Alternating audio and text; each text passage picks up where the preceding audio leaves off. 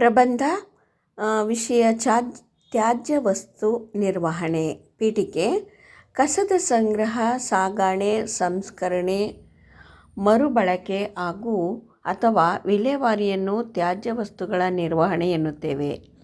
ಮಾನವನು ಬಳಸಿ ಬಿಸಾಡಿದ ವಸ್ತುಗಳೇ ತ್ಯಾಜ್ಯ ವಸ್ತುಗಳು. ಈ ತ್ಯಾಜ್ಯ ವಸ್ತುಗಳನ್ನು ಸರಿಯಾದ ರೀತಿಯಲ್ಲಿ ನಿರ್ವಹಣೆ ಮಾಡದೇ ಇದ್ದರೆ ಅವು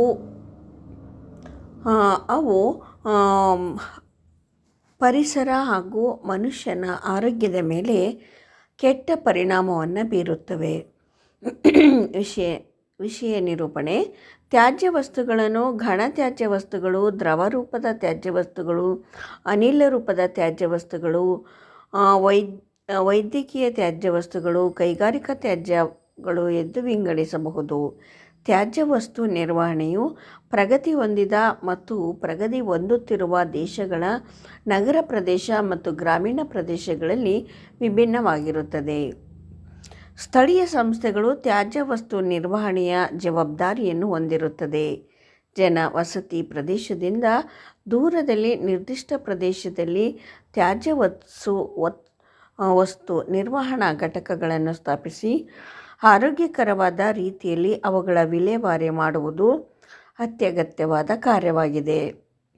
ಅನಾರೋಗ್ಯಕರ ವಾತಾವರಣದಲ್ಲಿ ಜನವಸತಿ ಪ್ರದೇಶಗಳ ಬಳಿ ತ್ಯಾಜ್ಯ ವಸ್ತುಗಳ ದಹನ ಮಾಡುವುದರಿಂದ ಅವುಗಳಲ್ಲಿರುವ ಕ್ರಿಮಿಕೀಟಗಳು ವಾತಾವರಣದಲ್ಲಿ ಸೇರಿ ಅಪಾಯಕಾರಿಯಾಗಬಹುದು. ತ್ಯಾಜ್ಯ ವಸ್ತುಗಳನ್ನು ಹೂತು ಹಾಕುವುದರಿಂದ ಅದು ಕೊಳೆತು ಜೈವಿಕ ವಿಷಕಾರಿ ಅನಿಲಗಳ ಉತ್ಪಾದನೆಯಾಗಿ ದುರ್ವಾಸನೆಯಿಂದಾಗಿ ಪ್ರಾಣಹಾನಿ ಆಗಬಹುದು. ಇಂದು ಕಸದ ಮರುಬಳಕೆ ವಿಧಾನಗಳ ಬಗ್ಗೆ ಹೆಚ್ಚು ಗಮನವನ್ನು ನೀಡಬೇಕು.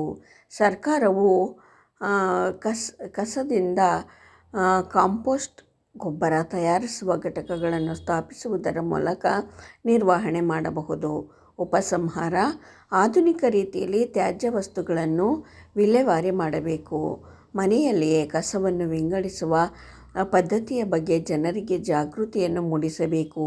ಈ ಮೊದಲಾದ ಕ್ರಮಗಳಿಂದ ಮಾತ್ರ ತ್ಯಾಜ್ಯ ವಸ್ತು ನಿರ್ವಹಣೆಯನ್ನು ಮಾಡಬಹುದು ಎನ್ನುವುದು ನನ್ನ ಅಭಿಪ್ರಾಯವಾಗಿದೆ. ಧನ್ಯವಾದಗಳು.